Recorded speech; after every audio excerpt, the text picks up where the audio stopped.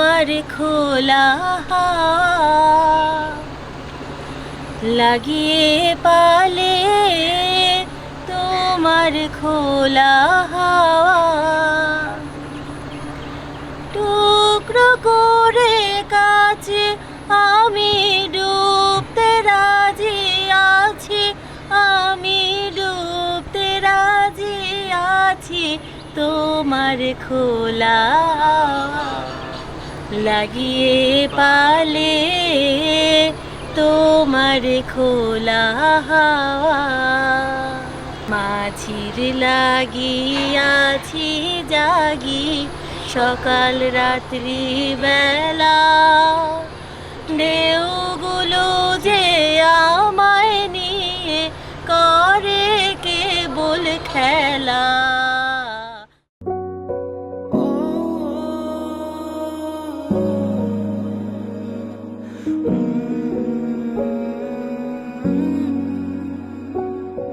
ভালো লাগে বসে থাকতে পাশে তোর, ভাল লাগে কাঁধে মাথা রাখলে তুই, একই সাথে হেঁটে যাচ্ছি রাত্রি ভর, মন চায় না তোকে পেলে আর কিছুই, ভুলে এ বাকি দুনিয়াকে হয়ে গেছি তোরই শুধুই, নে আদরে জড়িয়ে মন,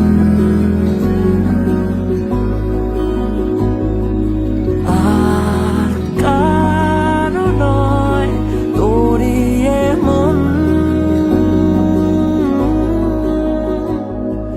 যেদিকে যাই তোর দেখা পাই, হাত ধরে সব রাস্তা পেরাই, যাই পাই পা মিলিয়ে সারাটা দিন,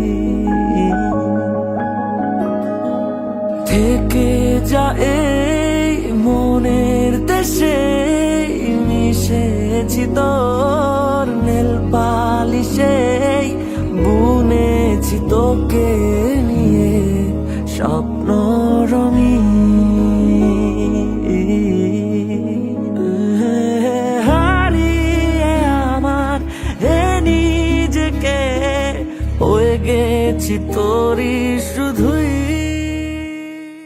প্রি ওয়েডিং এর মানে প্ল্যানিংটা আমাদের অনেক দিন ধরেই ছিল, অনেক অনেক আশা ছিল, অনেক কিছু প্ল্যানিং ছিল যে আমি যাই করি আমার প্রি ওয়েডিংটা ভালো করে করব।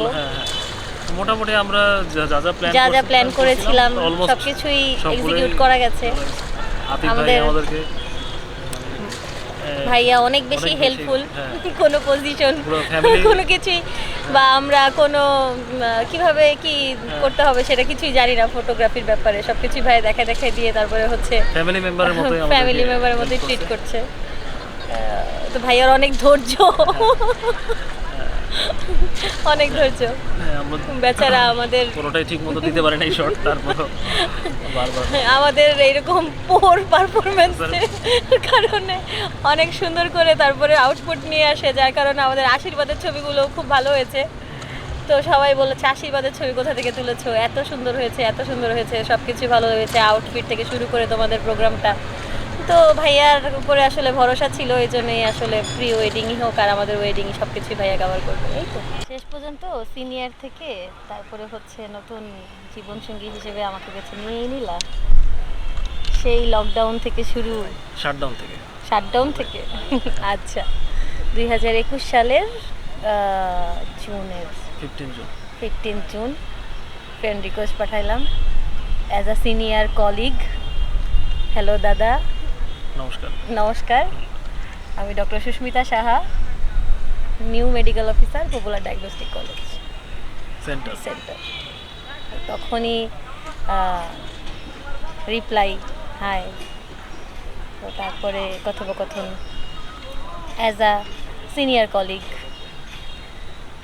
অফিসে সবাই সিঙ্গেল খুব দুষ্টামি যে স্যার সিঙ্গেল, ম্যাডামও সিঙ্গেল, দেখি কাপল বানাইতে পারি কিনা। ম্যাডাম স্যার কিন্তু সিঙ্গেল আছে, সামথিং আমার অ্যাসিস্ট্যান্ট, ওর অ্যাসিস্ট্যান্ট, সবাই শুধু খালি ওর কথা আমার কাছে বলে, আমার কথা ওর কাছে বলে।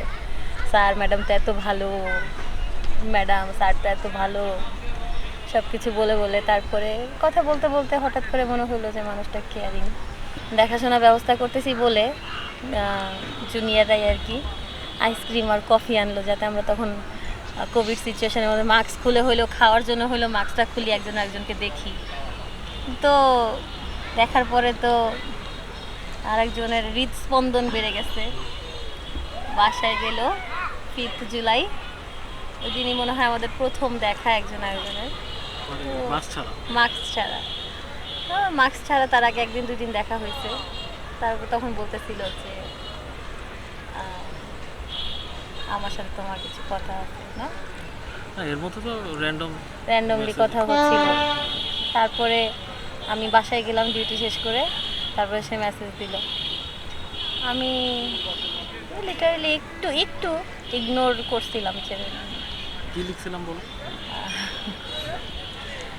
তুমি বলো কি ফিল করতেছিলা আজকে, বলো 5th জুলাইতে কি ফিল করছো, তাহলে না সেটা আমি বলবো, সেটা রিপ্লাই দিব। আজকেও তো এখনো রিপ্লাই দেই নাই। Head over heels. পুরোটা বলো। I don't know what do you feel for me?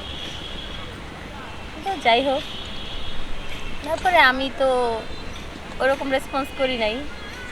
তো সে খুব শাই ফিল করলো যে রেসপন্স করলাম না। আমি একটু নেগেটিভই ভাবছে যে আমি নেগেটিভ, ফ্রেন্ড জোন করে দিল। লজ্জায় সে পরের দিন অফিস থেকে 3টার ডিউটি 2:30টায় চলে যাচ্ছে আগেই।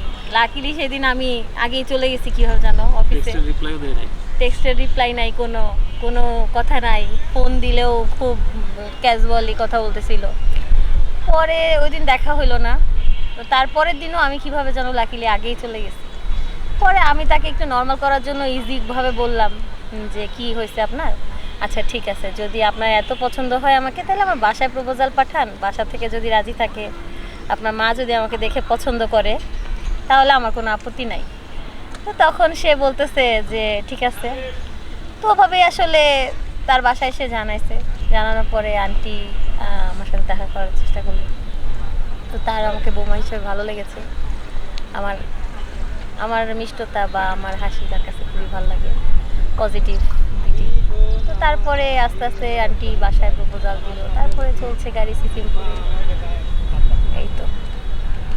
তারপর হাঁটি পাপা করতে করতে ঝগড়া, মনোমালিন্য, রাগারাগি, ফ্রাস্ট্রেশন, সব কিছু দিয়ে কখনো হ্যাঁ কথা বন্ধ, কখনো জীবনের উত্থান, কখনো পতন, এই সব কিছুর মধ্যে দিয়ে এই কথা হচ্ছে না, আবার মাঝে হাই হ্যালো কেমন আছেন এরকম টাইপ সব কিছু দিয়েও কেন যেন বাসায় প্রপোজালটা মানে হচ্ছিল এরকম ব্যাপার। তো তারপরে হঠাৎ করে আন্টি ভাবলো যে না, এখন কথা বলা দরকার। মাকে ফোন দিয়ে তারপর প্রপোজাল দিল। মা বলল যে হ্যাঁ, পোস্ট গ্রাজুয়েশনের প্রিপারেশন ছিল। তো তখন বললো যে আপনারা আগে আসেন, আপনারা তো মেয়ে দিবেন, তো আপনারা আগে দেখে যান ছেলের বাড়ি কেমন লাগে, তারপরে আমরা যাব মেয়ে দেখতে। তো তারপরে আমার বাসা থেকে গেল, মেয়ে দেখলো, ছেলে দেখলো। আমার বাসা থেকে গিয়ে ছেলে দেখে তারপরে হলো বাসায় আসলো তারা, সব কিছু মিলে তারপর বিয়ের ডেট ঠিক হলো। এই তো এইভাবেই চলছে। এখন জানি না বাকি জীবন কেমন যাবে, তো দেখা যাক সৃষ্টিকর্তার কৃপায় যদি ভালো যায় আর কি। সব কিছু মিলিয়ে যদি সারা জীবন একসাথে চালানো যায়, ঝগড়া, মারামারি, আবার রাগারাগি, তার রাগ ভাঙানো। ম্যাক্সিমাম টাইম আমিই রাগ করি, রাগ করে রাগ দেখাই, রাগ ভাঙাই, এরকম আবার ভুলে যাই। আমার যেটা হয়, আমি রাগ করি, অনেক ঝগড়া টগড়া করে সব কিছুই ভুলে যাই, যে কি বললাম কিছুই তো মনে নাই। তারপর তো আবার কি, সে সব কিছু মনে রাখে ঠান্ডা মাথায়, আমাকে পরে আস্তে আস্তে করে ফিরে। যাই হোক, তারপরও ভালো আছি, কারণ সে অ্যাজ আ লাইফ পার্টনার খুবই ভালো। আমার সব দিকেই খুবই কেয়ারিং। আমাকে প্রায়োরিটি দিছে, মোট কথা, যে আমি তার কাছে ইম্পর্টেন্ট এবং আমাকে তার লাইফে দরকার। এই জিনিসটা আসলে বুঝতে পারলাম। আমার কাছে মনে হলো যে না, ঠিক আছে, ভগবান হয়তো এটাই ভালো লিখে রাখছে জীবনে, যে যে আমাকে প্রায়োরিটি দিচ্ছে, যে আমাকে বেছে নিচ্ছে, সেইটাই ভালো। এজন্য আসলে সব কিছু চিন্তা করে আমিও রাজি হয়ে গেলাম যে না ঠিক আছে, যা হচ্ছে হয়তো ভালোর জন্যই হচ্ছে। তারপর তো তারপরে আজকের দিন চলছে। আর আগামী 30 তারিখ আমাদের বিয়ে, তো সবার আশীর্বাদ নিয়ে হয়তো নতুন জীবনের শুরু করছি। এই তো বাকিটা জীবন সৃষ্টিকর্তার কৃপা যাতে ভালো কাটে এই আশায়। দেখা যাক কি হয়। থ্যাংক ইউ গল্প ছবি।